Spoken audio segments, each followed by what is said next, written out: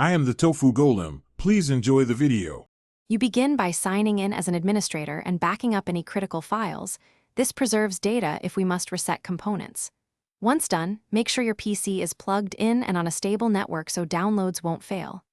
Now open Settings, go to Update and Security and view Windows Update. You're already taking control. Note the error code or message. This guides the next actions. Don't pause, proceed to stop the update services as the next step. You'll open an elevated command prompt and stop Windows Update, bits, and cryptographic services.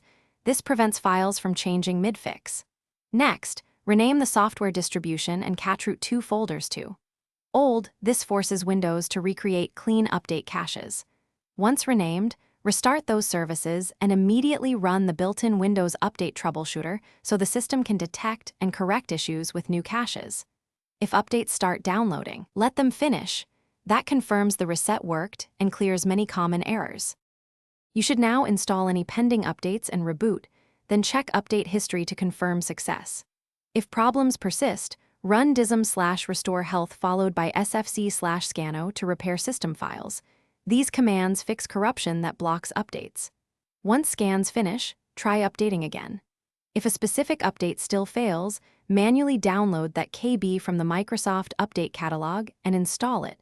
This often bypasses cache issues. One key tip: note error codes. Searching the code narrows targeted fixes rapidly. Thanks for watching. Consider subscribing if we helped you today.